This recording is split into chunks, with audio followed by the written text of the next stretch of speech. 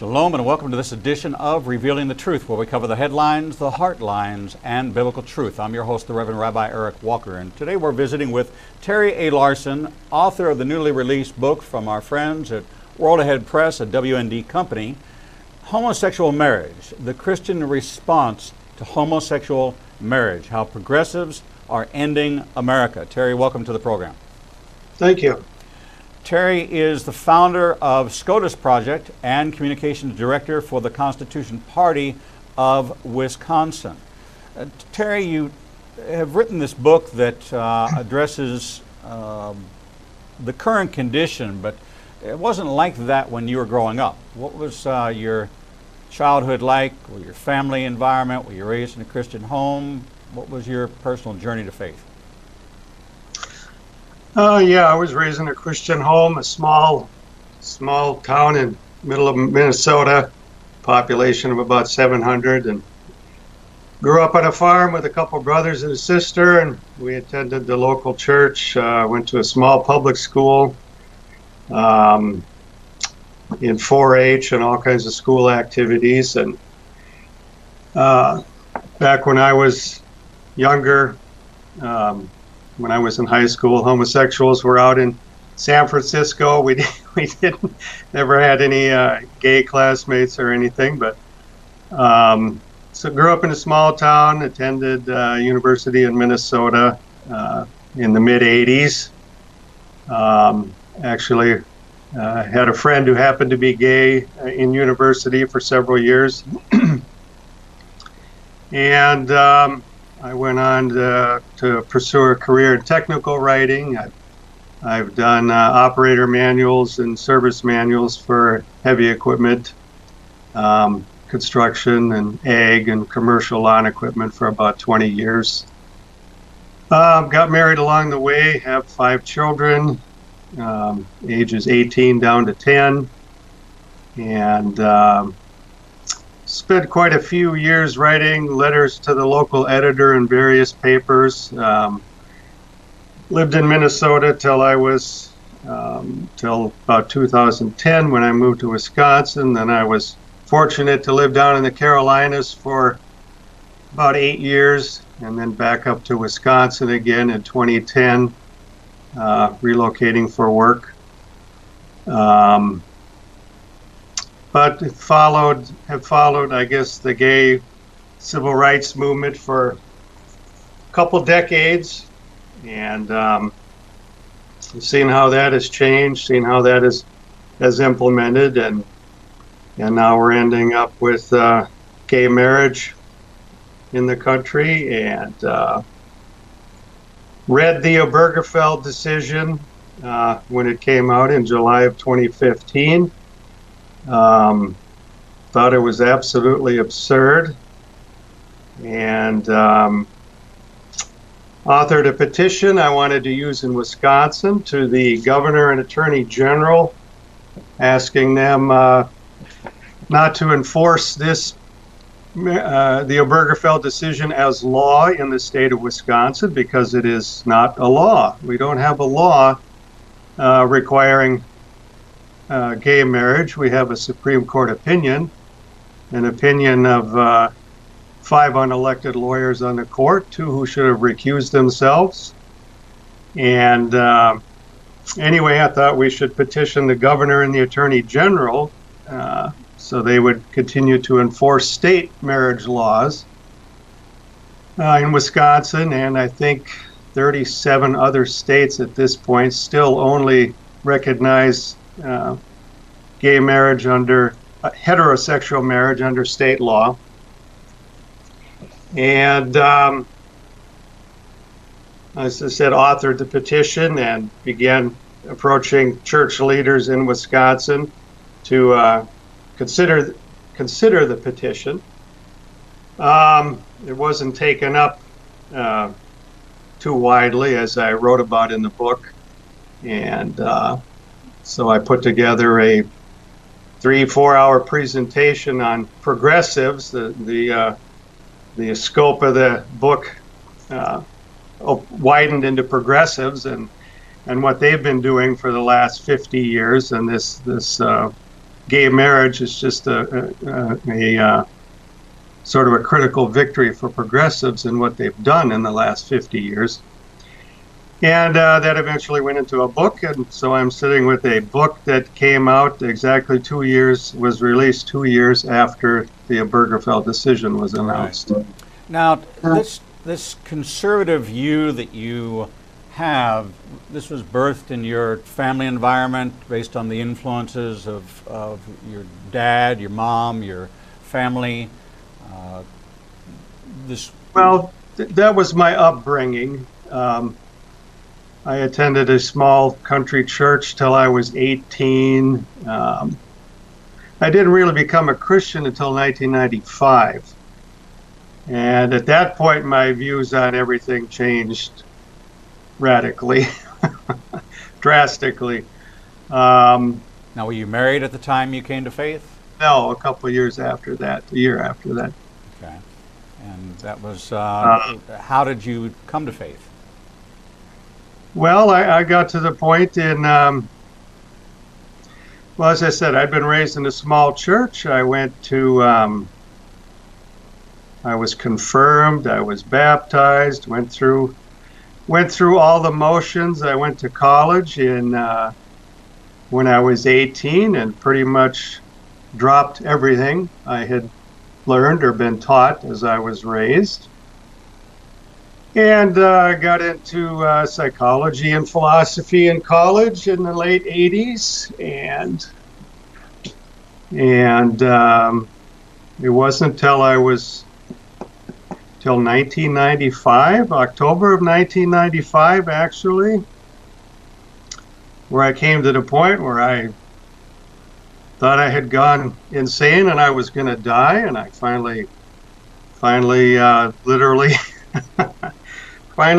called out to God one afternoon in the bathroom at the middle of my workplace and said, I don't even know if you're there. If you're there, you need to help me. You need to save me. So I had to actually get down on my knees, and I thought I was on my way out anyway. And I just came to understand that there really is a God, and He's there. And as I said, my worldview changed. I started looking at things through different eyes, and that included homosexuality and a lot of the philosophy and psychology I had learned in college and other things. And since 1995, as I said, I got married, had 5 kids, and written about these topics. Yeah, and are your kids in public school or are they homeschooled?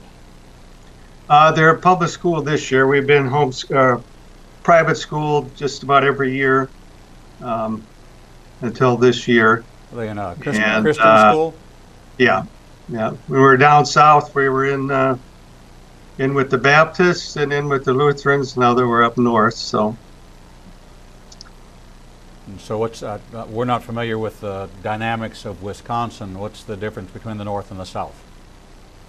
Well, down south when we were in the Carolinas, we were in the Carolinas. Southern Baptist schools, and, right. and Northern Lutherans, as it happens, up north. So in Wisconsin. So the schools were Lutheran schools? Up north, yes. Okay, and that's where you are. Wisconsin. Right. In Wisconsin, yeah. Right. That's where you are now. We're Wells Lutherans up here, Missouri Lutherans up here, and we have a lot of small Lutheran schools and Catholic schools in Wisconsin, private schools. You know, Wisconsin made the map, I guess, with Paul Ryan, drove a lot of attention to Wisconsin politics with Paul Nealon, and you're involved with the Constitution Party of Wisconsin. How did that come about? Well, actually, in July of 1995, a month after the Supreme Court decision, I went to the Constitution Party with the petition, and I've been with them ever since. and we started distributing the petition in 95. I am not involved or don't want to be involved with the Democrat or Republican parties in any way, and so I'm with the third best alternative, or the only alternative as far as I'm concerned. So, but it's a Constitution party. They emphasize the Constitution. We have mostly Christian party members. They don't have to be, but it's grown-ups and constitutionalists. So you mentioned Mr. Ryan. Mr. Ryan has come out. I'm not too enthused about Senator Ryan. He came out recently. Trump was indicated he was going to continue to enforce this transgender ban in the military. And our senator, who I'm referring to as Senator Dunno from now on, doesn't know if he could support Trump on that.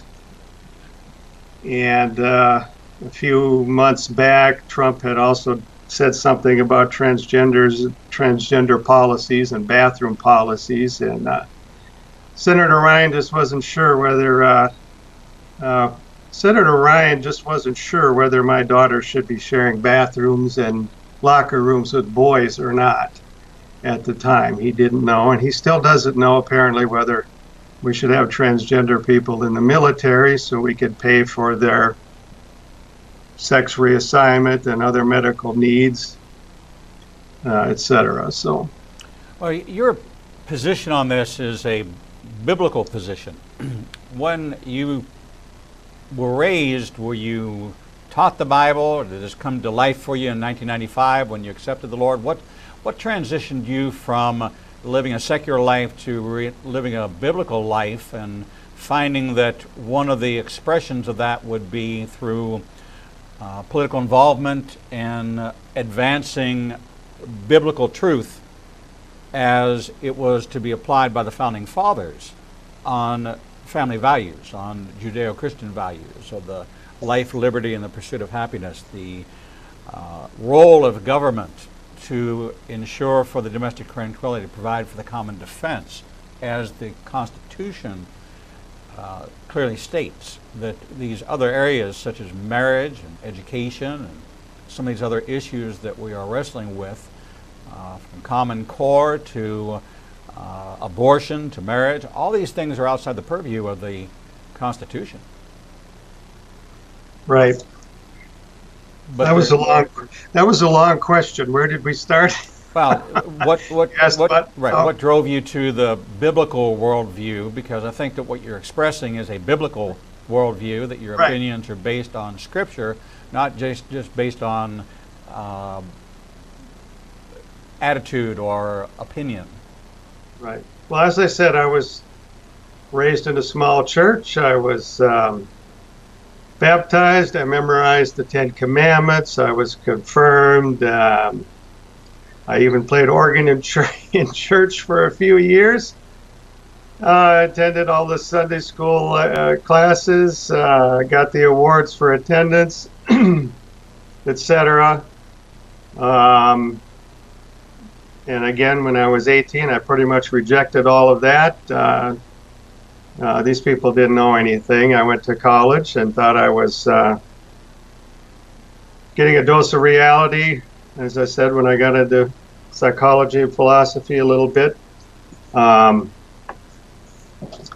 after becoming a Christian, I was looking at the world with a different set of eyes, actually, and see everything differently.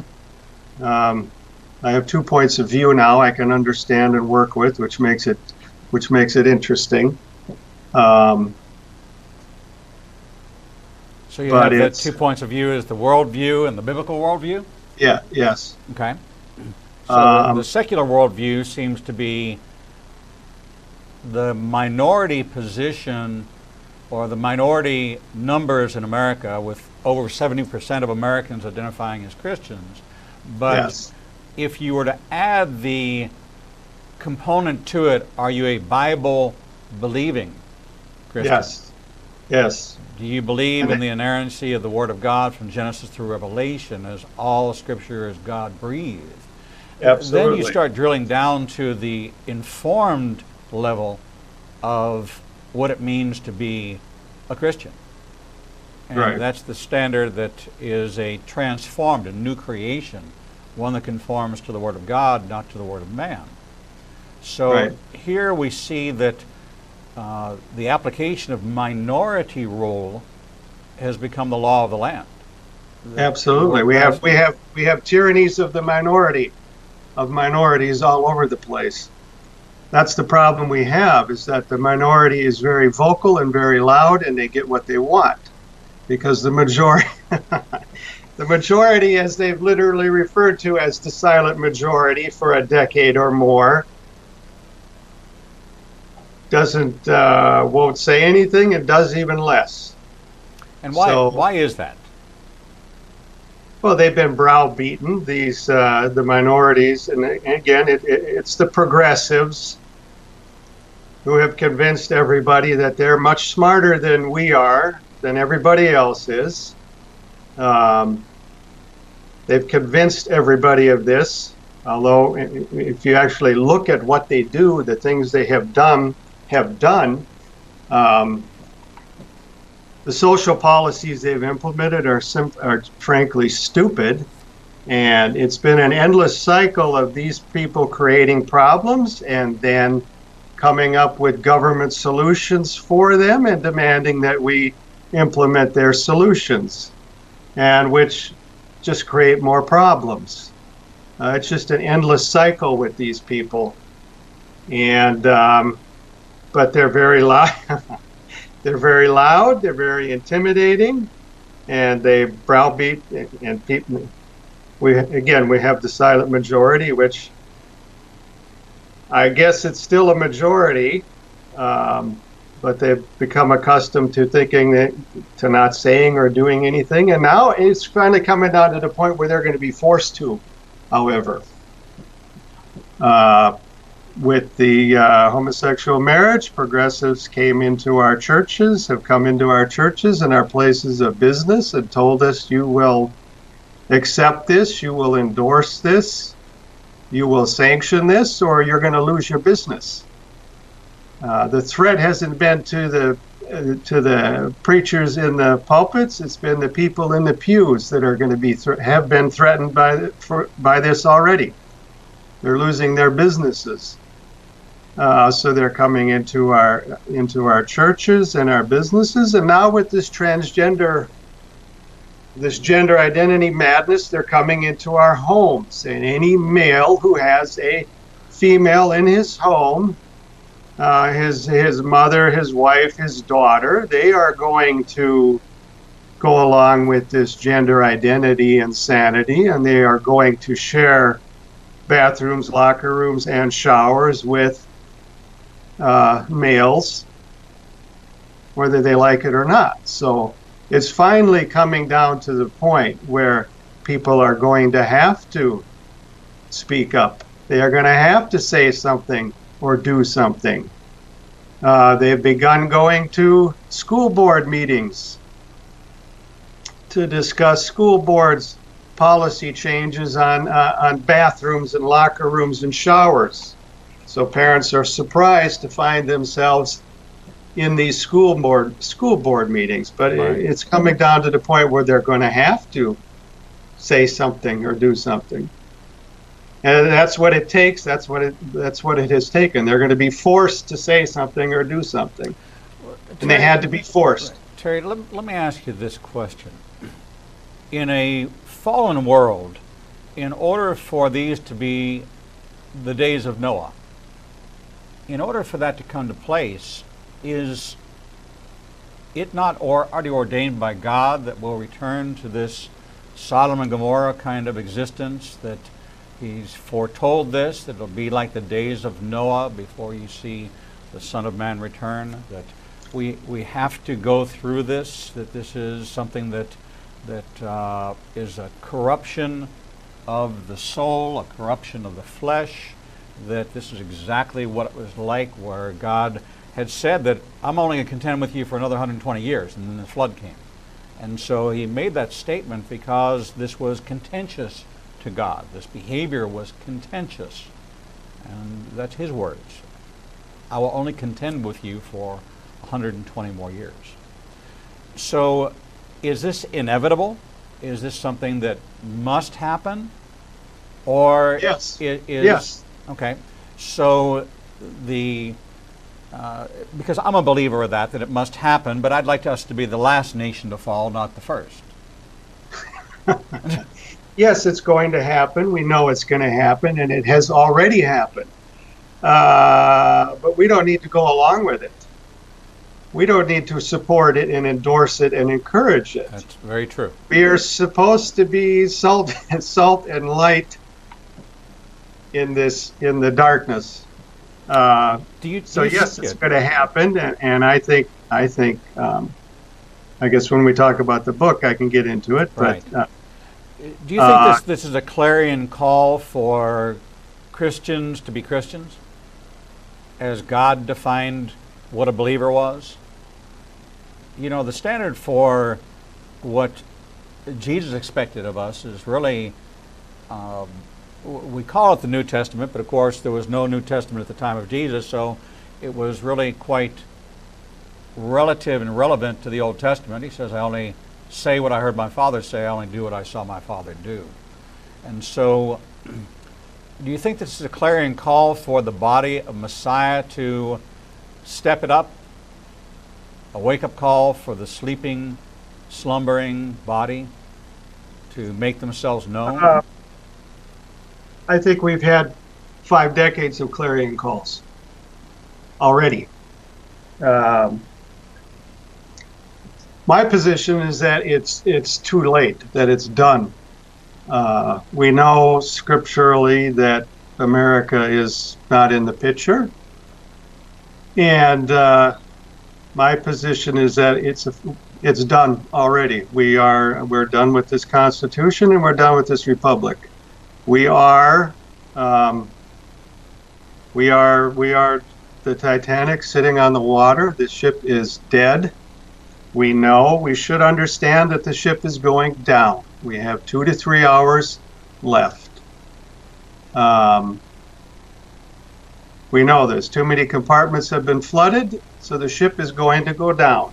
So I guess your clarion call could be, or you could consider that Christians had better decide what they're going to do in the time we have left.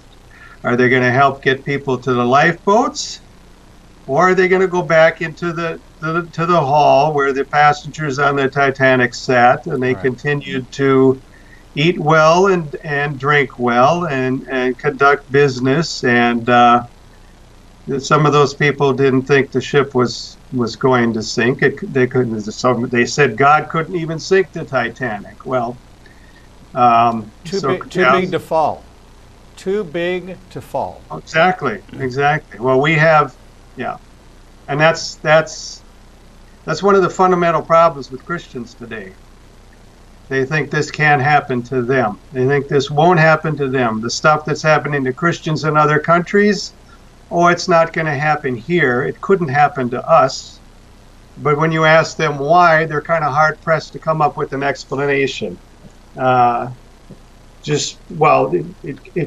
can't happen to us because this is me we're talking about. This can't happen to me, right. Or this shouldn't happen to us as Americans. Well, I'm afraid that's not the way it's going to work out. We're talking with Terry A. Larson, author of the newly released book from World Ahead Press, a WND company, The Christian Response to Homosexual Marriage, How Progressives Are Ending America. This is a journey through the scriptures looking at this pressing issue of homosexual marriage, of the progressive move in America to water down the gospel, to find a gospel of tolerance as opposed to the true gospel of the scriptures. We're going to take a short break, and when we come back, we're going to dig into the text of this book, The Christian Response to Homosexual Marriage. We'll be right back. Shalom.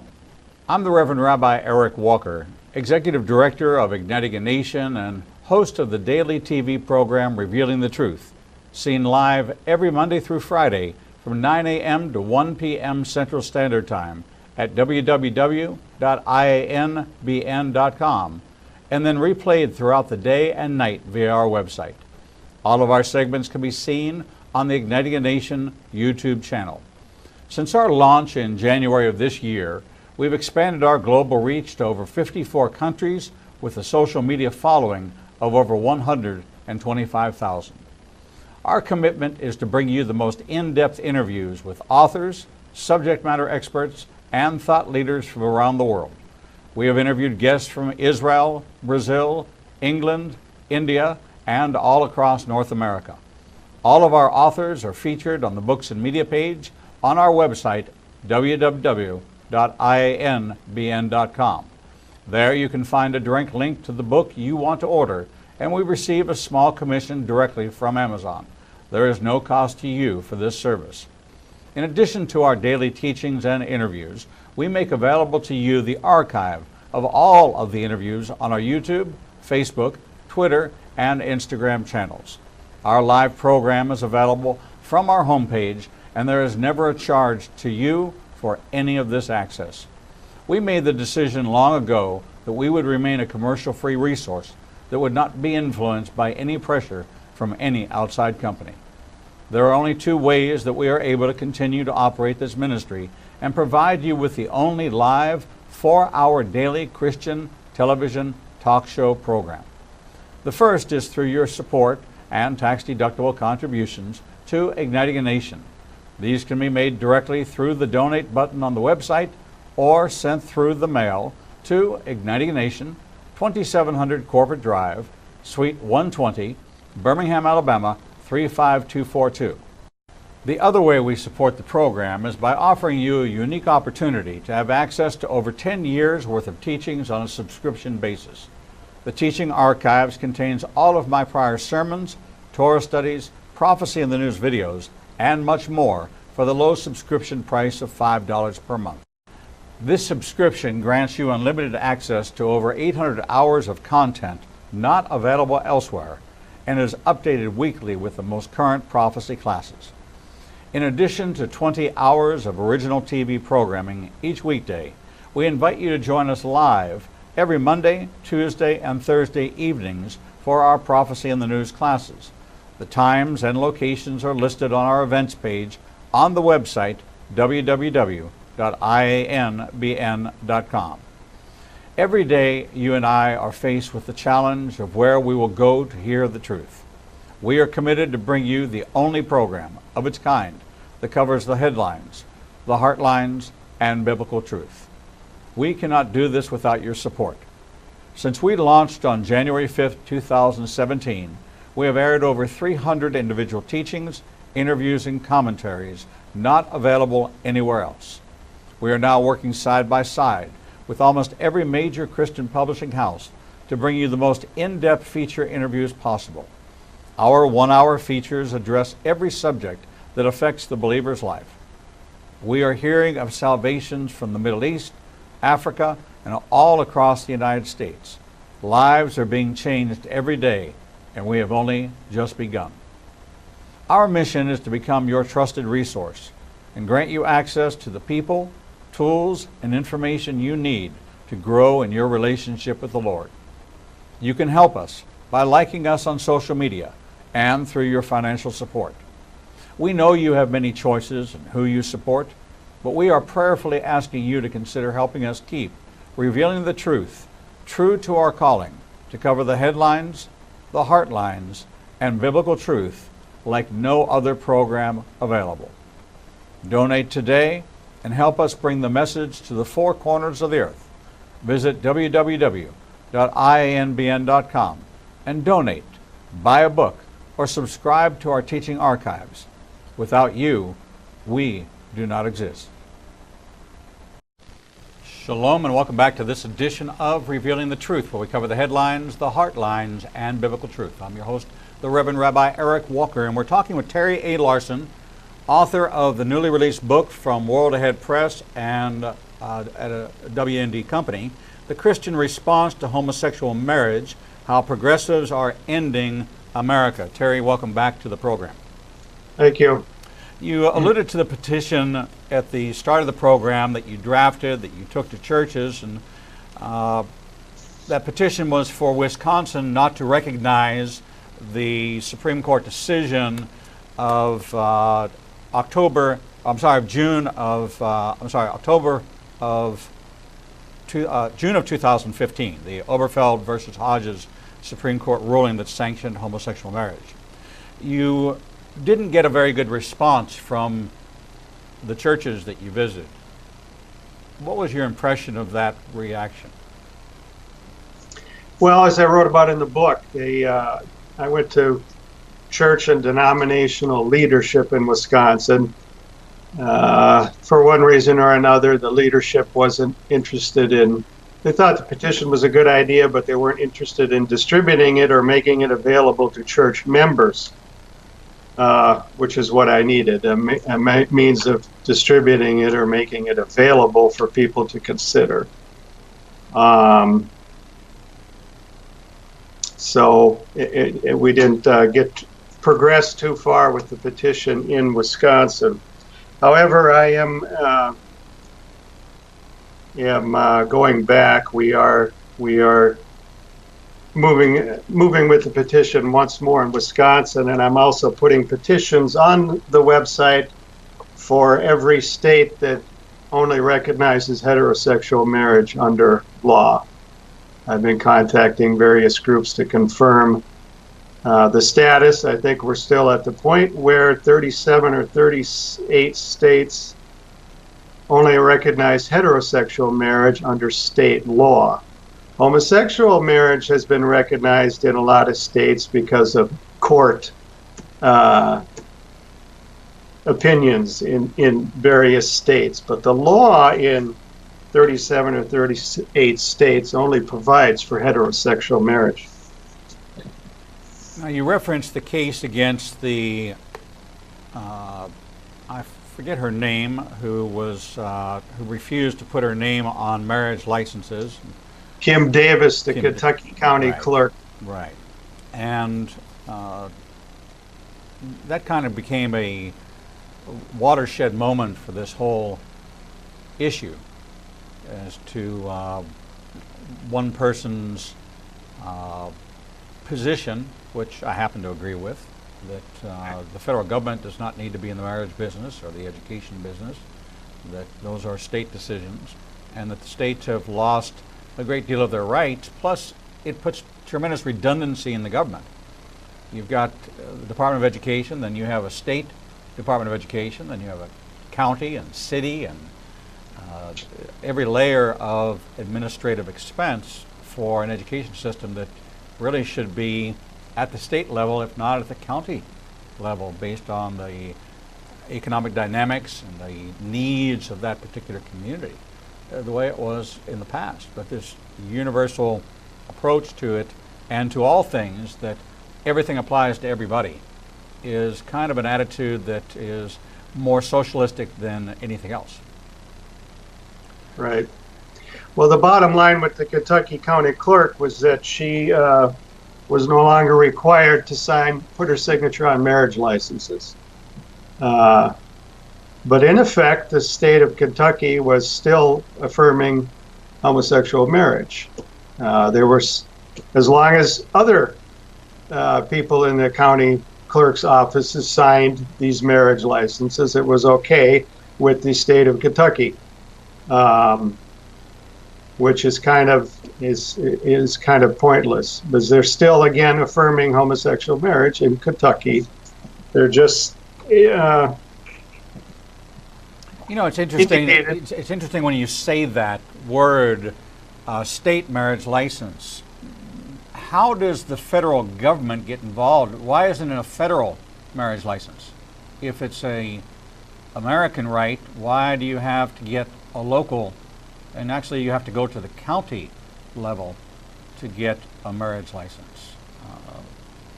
A judge within a particular county where you reside. So it's another layer of this administrative redundancy that cost taxpayers a fortune of administering these programs that have no tangible benefit to society. Right. Well, and particularly in the case of homosexual marriage, we have no reason to encourage this. The society, the states have no reason to encourage. If the states are the ones doing it, legalizing it, the states have no reason to encourage or interest in homosexual marriage.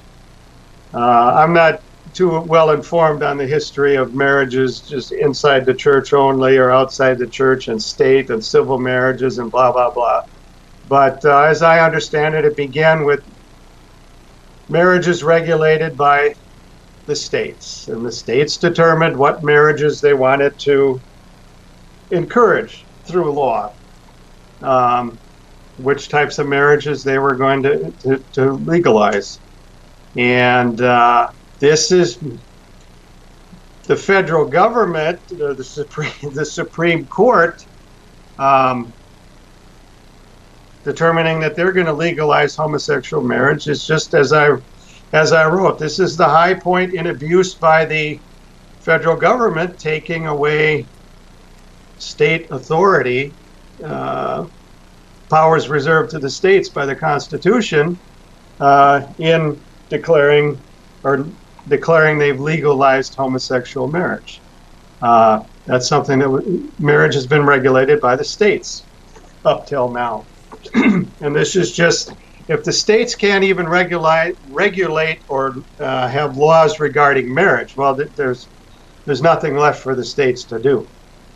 This is effectively removing the last vestiges of state sovereignty and authority. You write in chapter 2, you give the justification for why must Christians respond to homosexual marriage. What's the logic behind why Christians must respond? Well, that's our job.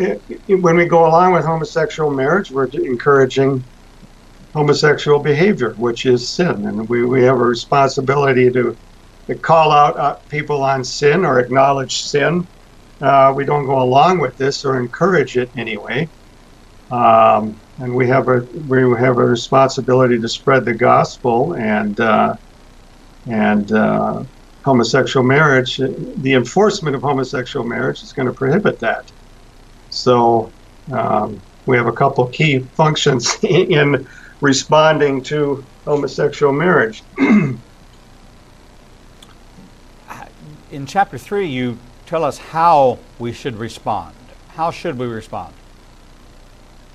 Just say no, by one means or another. I threw out the petition for a means of saying no, but and we already have people responding. They've said they're not going to sanction these marriages or perform a business service for these marriages. And they've been paying the price for probably 5-10 years already. So they are responding. There are Christians who are responding, as they should, but it's not without cost. And what is that cost? What's the consequence to Christians if we don't respond? Well, if we don't respond for one thing, we're not going to be able.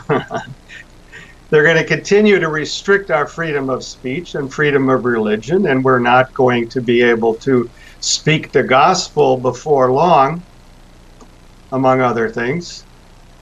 Do you think that this is actually the advancement of a state religion called secular humanism, or a gospel of tolerance? It's a religion that has no rules, has no boundaries, has no everybody has extraordinary rights down to the individual. So is that a kind of religion in itself? Yes, it's a religion for these people. It's the advancement of that, but it's also the wiping clean any influence of Christianity, removing any effective influence of Christianity on the culture of the country. going forward. So, and they're putting something in its place. Yes, secular humanism or Marxism or socialism and whatever. Totalitarianism is what we're ending up with. They're wiping out the influence of Christianity. At the same time, they're ending this republic and wiping out the Constitution. So we're ending the influence of Christianity. We no longer need a constitution. We no longer need a constitutional republic. They're going to replace it with something, and it's going to be totalitarianism, the totalitarian state. We have an executive branch now which makes, applies, and enforces the law. That is a totalitarian state. And Christians were the only people who probably had reason to speak out against this, should have spoken out against this, but they've been largely silenced and failed to speak out or say anything. And we're not going to be able. We are being greatly restricted in our ability to say things, and we're being silenced by law. If you talk about sin or the gospel, that's hate speech. So, and that is a hate crime. And we didn't speak out when we had the opportunity, and we no longer have the opportunity without penalty. First Amendment rights give us the right freedom of speech. So the penalty is what? Pressure from the community, pressure from the Democrats, from the progressives? Is it just this intimidation of labeling you as a homophobe or as an Islamophobe or whatever label they want to brand you with and discredit you in that way? Right. Well, they're effectively able to silence people. I mean, all you need to do is accuse them of being a homophobe or Islamophobe, and that shuts 95% of them up immediately. So they did and it's progressives. They're able to effectively silence people. Do you feel on this last election of Donald Trump that evangelicals and conservative Christians, kind of a middle swath of maybe a little pluralistic but or populistic, that got the center swath and then maybe 20 degrees to the right and 20 degrees to the left, and took that big cut because the ultra-conservatives, constitutional conservatives, didn't feel he was conservative enough, and of course the Bernie Sanders and Hillary Clintonites didn't think he was a fit for them, but yet lost the election. So was that a commentary on what America wants, or was that just a commentary on the election? In terms of this election,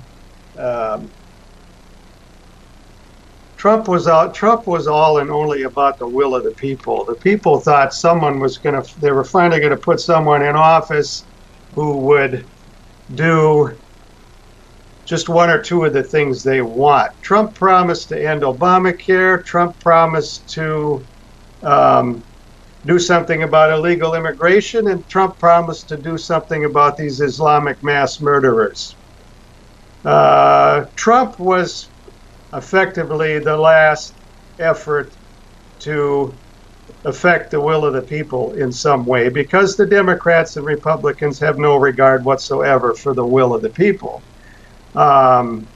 So Democrats have obstructed him in everything, and Republicans have supported him in nothing, because neither of these parties has any regard for the will of the people. So Trump's initial appeal was that he knew how to handle the media, who most Americans have a great deal of justified contempt for. Trump knew how to handle the media. And Trump intended to Trump had some regard for the will of the people that none of the other candidates did. If Clinton had been elected, there would have been no pretense of regard for the will of the people. And Trump has tried to implement it, and progressives have obstructed him ever since, and they are going to continue to wear him down. I think progressives, we're done with this Constitution and we're done with this constitutional republic. During the Trump administration, which I think is only going to be one term, progressives are going to end this silly notion of the will of the people or government by and for and of the people, because they're going to wear Trump down, and people are going to understand that even with Trump, what the people wanted was not going to be effective. And people aren't going to vote in 2020. I don't think Trump is going to run again in 2020. I wouldn't. He's got the wealth, he has the woman, and he won the title. What's in it? What's in it for a second term for Trump? And then I don't think he's going to run. I wouldn't. And if he doesn't, Pence can't win. Pence can't win because Republicans can't win. Now you may say, well, Trump won. Trump wasn't a Republican. Trump was a rhino. So I think that the Democrats or progressives again, or progressives won in 2016 when we elected Trump, because they're going to be able to end this notion of the will of the people through the Trump administration, and they're going to win in 2020 again. Progressives will. I think particularly if we have another terrorist attack before November of 2019, Trump was not allowed to enforce a ban on Islamic immigration or the immigration of mass murderers into the country anyway. He was not allowed to do this. Right.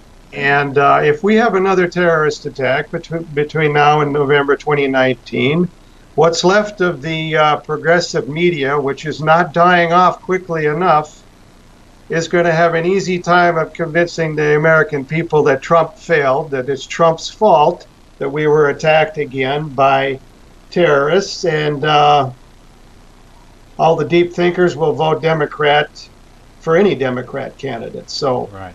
The Trump election was, I think, the last time we're going to have, it's the last time we're going to have any pretense of regard for the will of the people, I think. And, of course, evangelicals and social conservatives, we had the evangelical ringleaders vetting Trump as they do, as they presume to do every candidate. And the leadership says, yes, Trump is a Christian, so therefore they imply we should vote for him. But his Christian credentials are kind of doubtful. But he was, what was the alternative? Voting for Clinton? I don't think so. You talk about progressive America. Certainly as we look at California, we look at the wealth of the Silicon Valley, the proponents for this progressive agenda.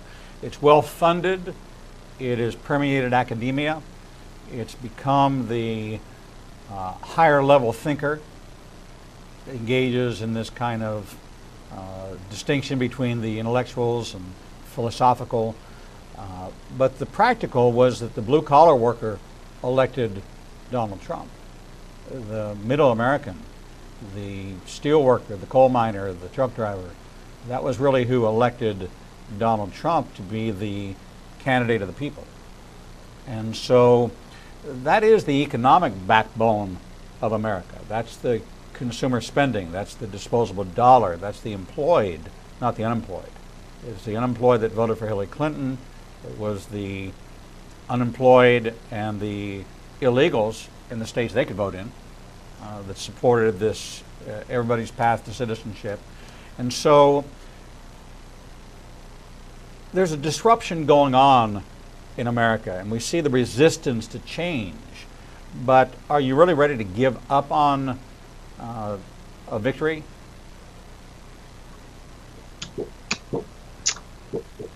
In terms of a Trump presidency? Yeah, we're 7-8 months into it, so we've got 3.5 years. You think it'll get better? Well, they're going to continue to wear him down. I think he's going to wear himself out with his petulant tweeting all the time. He doesn't need to respond to everything, but they're obviously very intent on wearing him down. And again, the Democrats are opposing him in everything, and the Republicans are supporting him in nothing. So what he is doing, for the most part, the changes he's been effecting are through executive orders, not through legislation. Congress, as usual, doesn't do anything. So I'm afraid that if he is not reelected in 2020, or a clone, it's going to take the opposition about 1 week to undo everything he did in his first term. That's my fear. You think he's not getting major changes affected through legislation, and if he isn't reelected, or someone like-minded isn't elected in 2020, they're going to be able to undo everything in a week, at the rate it's going. Do you think that this is the strategy might change a little bit as a path to the midterm elections to see if they can get 60 in the Senate? I don't know if it matters. We've had Republican majorities, and they don't get anything done either. So I think we're down to the point where what matters politically is who's in governor's office and attorney generals in states. So we just picked up another Republican in West Virginia for the governor, so I think that brings it to 38 states that have a Republican governor. Well, and the question is whether or not, my issue is whether or not these governors are going to enforce their state laws when they come into conflict with not federal laws, but Supreme Court opinions, for example. Are these governors and attorney generals going to do their jobs and enforce their state laws or not? That's the bottom line question. That is the bottom line question. It doesn't matter so much who sits in the White House or in Congress. Congress is good for nothing at this point. Well, we're seeing that new legislation is not being passed in the areas that we asked for it to be passed in, and they're still working on making months, American Family Month and American Fathers Month, and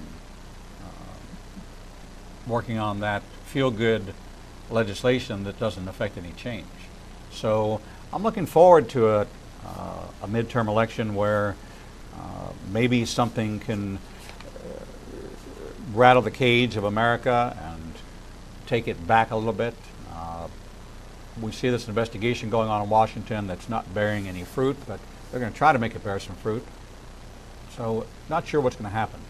But in the area of homosexual marriage, you're very clear that Christians have an obligation, biblical obligation, to respond, to make their voice known, that we should be the dissenting voice in matters that deal with biblical truth.